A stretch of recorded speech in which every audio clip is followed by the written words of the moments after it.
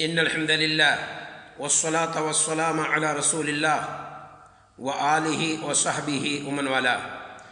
معاویہ بن ابی سفیان رضی اللہ تعالی عنہ کی فضیلت کے تعلق سے کچھ باتیں میں شیئر کرنا چاہتا ہوں۔ امیر معاویہ رضی اللہ تعالی عنہ کی فضیلت کے بہت سارے اسباب ہیں۔ سب سے پہلی وجہ ان کی فضیلت کی کیا ہے کہ اللہ تعالیٰ نے ان کو شرف اسلام سے نوازا اور اسلام قبول کرنے کی ان کو توفیق اللہ تعالیٰ نے دی۔ چنانچہ امیر معاویہ رضی اللہ تعالیٰ عنہ فرماتے ہیں، جیسا کہ مصعب الزبیری نے ان کے حوالے سے ذکر کی ہے کہ امیر معاویہ رضی اللہ تعالیٰ عنہ کہتے ہیں، کتمت اسلامی من ابی الی یوم الفتح، میں فتح مکہ تک اپنے باپ سے اسلام کو چھپایا۔ اس بات کو ابن کثیر رحمہ اللہ نے اپنی کتاب البدایہ والنہایہ کے اندر ذکر کی ہے، جلد نمبر 8 صفحہ 17 پہ موجود ہے۔ اور ایک بات اور واضح ہے، مصعب الزبیری ہی کے حوالے سے ہے، کہتے ہیں کانا معاویہ یقول، معاویہ رضی اللہ تعالیٰ عنہ کہا کرتے تھے، اسلمت عام القضیہ، میں عمرۃ القضا کے سال اسلام قبول کیا، یعنی سن 6 ہجری میں رسول اکرم صلی اللہ علیہ وسلم کے اور کفار مکہ کے مابین صلح نامہ درج کیا گیا، اور وہاں یہ شرط قرار پایا کہ آنے والے سال رسول اکرم صلی اللہ علیہ وسلم آ کر کے عمرہ ادا کریں گے، تو گویا کہ سن 7 ہجری میں معاویہ بن ابی سفیان رضی اللہ تعالیٰ عنہ نے اسلام کو قبول کیا۔ حافظ ابن حجر رحمہ اللہ نے اپنی کتاب تہذیب التہذیب کے اندر اور اپنی کتاب تقریب التہذیب کے اندر دونوں باتوں کو کوٹ کرتے ہیں۔ تہذیب التہذیب کے اندر کہتے ہیں، اسلم یوم الفتح، یعنی معاویہ بن ابی سفیان رضی اللہ تعالیٰ عنہ اسلم یوم الفتح، فتح مکہ کے دن اسلام لائے، وقیل قبل ذلك، اور یہ بات بھی کہی گئی ہے کہ اس سے پیشتر انہوں نے اسلام قبول کی ہے۔ یہ بات حافظ ابن حجر رحمہ اللہ نے اپنی کتاب تہذیب التہذیب میں کہی ہے، اور اس کے بعد آنے والی ان کی کتاب تقریب التہذیب، جو کہ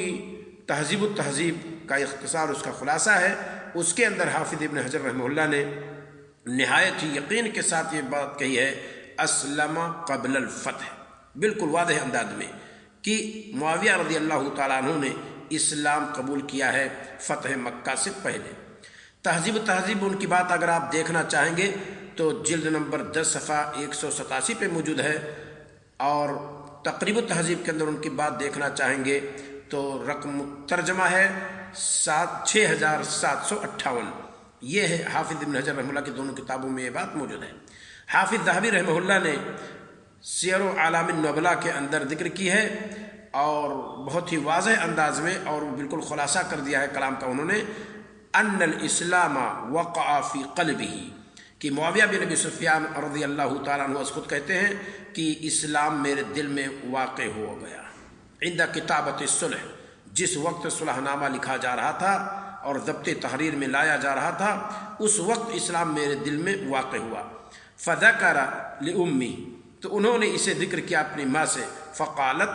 تو ماں نے کہا، لا تخالف اباک، اپنے باپ کی مخالفت مت کر، تیرا باپ یعنی ابو سفیان اموی رضی اللہ تعالیٰ عنہ ابھی اسلام نہیں قبول کیے ہیں، اور تو اس وقت اسلام کا اعلان اگر کرے گا تو گویا کہ اپنے باپ کی مخالفت کرے گا۔ تو ماں ہند نے روک دیا۔ لا تخالف اباک، کہتے ہیں فاخفیت اسلامی،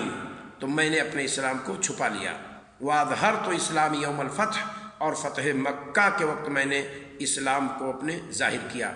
گویا کہ اسلام وہ پہلے لا چکے تھے، گرچہ اس کا اظہار انہوں نے فتح مکہ کے موقع پر کی۔ گویا کہ مورخین کے روایات کے مابین تطبیق کی شکل نظر آتی ہے۔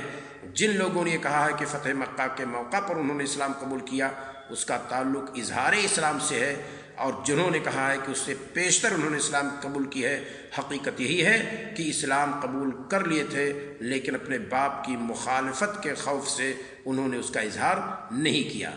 اور حافظ ذہبی رحمہ اللہ کی یہ بات جو میں نے ابھی نقل کی ہے، یہ سیر اعلام النبلاء جلد نمبر 3 صفحہ 122 پہ موجود ہے۔ تو سب سے بڑی فضیلت امیر معاویہ رضی اللہ تعالیٰ عنہ کے لیے یہی تھی کہ شرف اسلام سے اللہ تعالیٰ نے آپ کو نوازا۔ ان الاسلام یہدم ما کان قبلہ، اسلام اپنے سے پیشتر تمام گناہوں کو، خطاؤں کو معاف کر دیتا ہے، اور دین اسلام جس کو مل گیا پھر کیا کہنے، ان الدین عند اللہ الاسلام، پسندیدہ دین،